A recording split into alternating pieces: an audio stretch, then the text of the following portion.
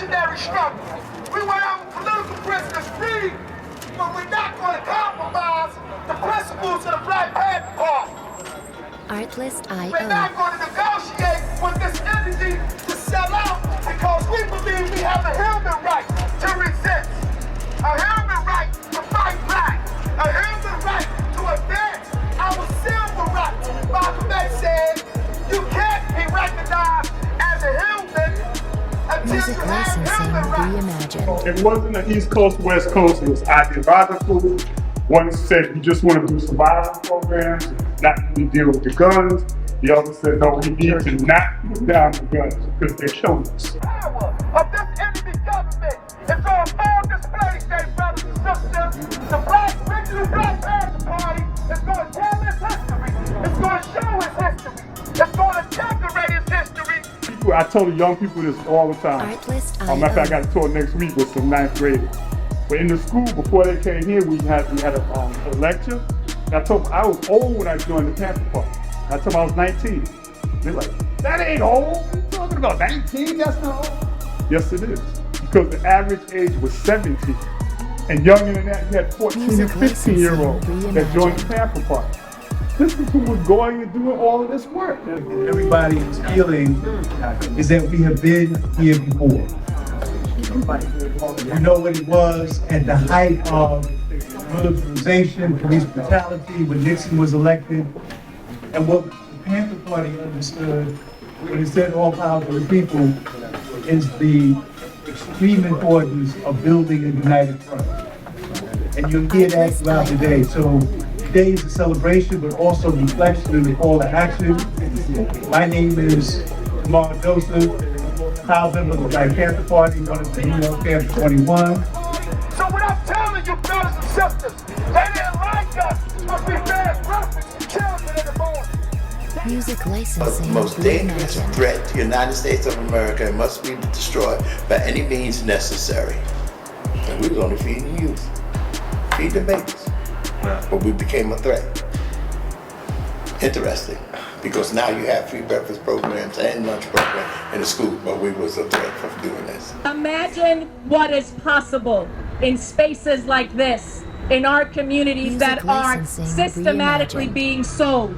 50%, and the Catholic Church was the largest owner of property in New York City. They have sold 50% of their properties, and they have the capacity to sell it to a developer who will only bring more gentrifiers in and push working class black and brown people here out. Artlist.io. That is why we stopped here. Look around you and imagine what is possible. It's not commercial goods that you need to buy. We have been programmed to shop.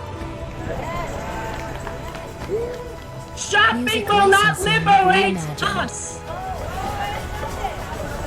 Spread that information around so they come home. Free them all. What's it called? Free them all.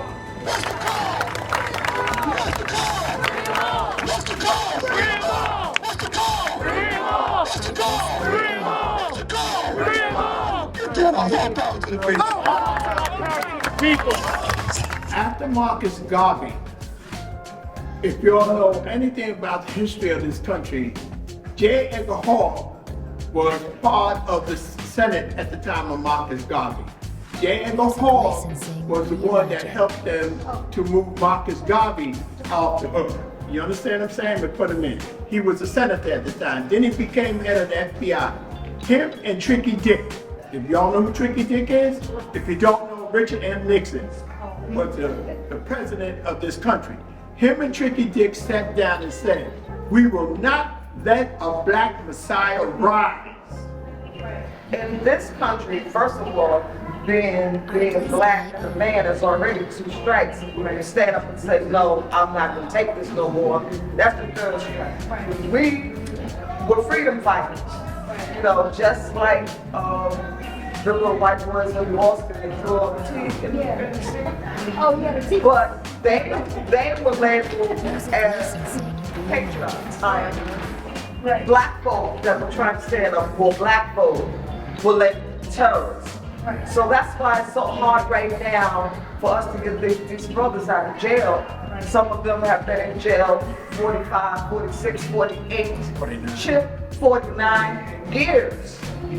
You know, and there are people that have, well, in the case of Herman Bell, who's about to be released, the Supreme Court threw that lawsuit out the window. Thank God for that. But there are people that have done the same, have been convicted of the same types of crimes that are home. How long do you have to keep putting your foot back and back and back and up on a person's neck? He's locked out, he's locked up. Right. How much more you have to, why is it that you have to beat us down so severely? Especially Panthers, that's locked in. You imagine the years that, like if you put all those years together today, you have over 800 years of captivity to this day. Why? Right. You know, not one person with the COINTELPRO that the government put against us as Panthers with the murdering, and as I say again, the murdering of Fred Hampton and Mark Clark, the killing of Fred Bennett in California, Oakland, California, the Bunchy and John killing in Los Angeles, and the various other little things that jumped off and big things that jumped around that the government created to kill Panthers. How come none of them, not one, has ever been indicted? Not nothing of J. Edgar Hogg, and that's what I call him, has ever been indicted. But Panthers are indicted. Panthers are serving time. People are locked down, and we got people locked up, political prisoners, that America refused to acknowledge political prisoners, but they have political prisoners. The Move 9 is political prisoners. So it shows you that this government, through all its insecurities, have a vendetta against African people and people of color. Because their first vendetta was against the indigenous people of this country. Okay. On that same note, it's important for allies to occupy space where racist white people are, because that is their job. You want to be an accomplice, you want to be an ally, go talk to your mans in them. That's not our business, it's not our problem. So I just want to throw that out there. So I'm gonna keep it short and sweet. First off, just to contextualize some of what was said by Alicia already and what's been said by other folks, this is stolen land, and how colonizers and capitalists treat the land is how they treat the people, right?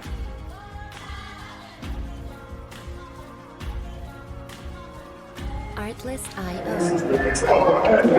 Rainbow Coalition was started by Fred Hampton, Chicago, ran to the Black Panther Party. He organized every second of the people in the city of Chicago. The indigenous people, the Asian people, the Latin people, the hillbillies.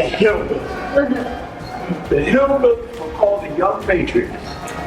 There's a documentary that we have that these brothers that you hear right now, this Bobby Rush and I don't know these brothers here, Bobby Rush there. But they sat down and these boys, you hear them tell them, whatever the Panthers want to do, we're down with it.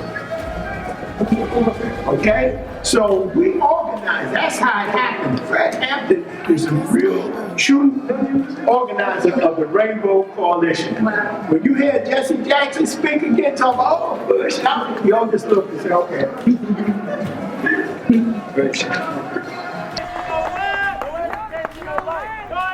Music licensing reimagined. I just want to end by saying this. I went to CUNY. I went to Hunter. When I went to Hunter, it was free tuition, open admissions. Free tuition, open admissions. That should be the fight. Not just stopping the rising tuition or, we don't want any more. There should be no tuition at all. I paid $23 a semester to go to college. $23 a semester. And that was the student activity fee. So we got it all back through our clothes. That should be the fight, because the folks making the decisions now, they all went to CUNY for free. Okay?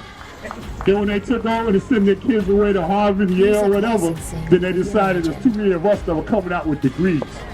So that's why they made that switch. They got rid of open admissions, because if you graduated from high school, you had a guaranteed seat in CUNY. Guaranteed.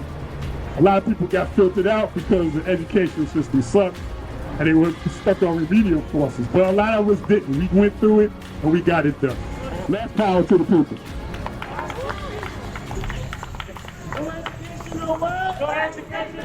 No education, no way. That was very encouraging if you was a reader and you was learning. Then you got identified, you understood your enemy. You know who your enemy was. You also learned who is your enemy. So now, you wasn't looking at just white folks being your enemy. You had to understand the culture of that time. Systematically, what is capitalism?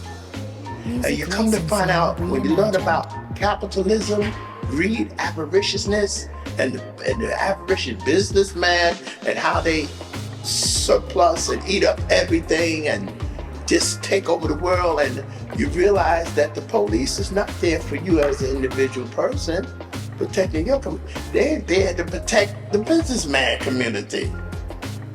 So it was the police protecting the have against the have-nots.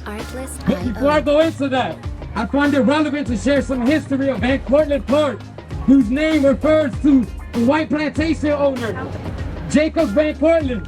The black folks he enslaved built the dams for the Van Cortlandt Lake, his mansion, and maintained the brimstone and sawmill that kept the Van Cortlandt business alive and thriving. Yet monuments and their names of the black and the Lenape people are nowhere to be found in this park today. This can only be said of the Lenape people too, whose land was violently seized by the white settler colonialists, who collectively established a dominant class position by weaponizing race to construct a white nation at the expense of mass genocide and enslavement of indigenous and black and oppressed bodies. I was reminded of this history when my partner and I, walking through the park after a picnic dinner, found 3 nooses in this park the night before Juneteenth. These nooses are connected to the settler colonial history of white supremacy in the U.S. and represent one of the many methods how the white ruling class claimed black bodies and oppressed people as their property. And it was clear that these cultural symbols of white terrorism is a return to that past. I know that listening to some of the young people that we have sat down with, some of us Panthers have sat down with, they speak about harm and, they're gonna be harmed. Well, to be honest, when you step to the system, no matter if you think you might be stepping lightly, they already got you in their scope. They already got you. They know who you are, because you're a threat to their integrity. So if you're a threat for the integrity, you might as well just carry it right on through. Do what you gotta do, say what you gotta say, move like you have to move.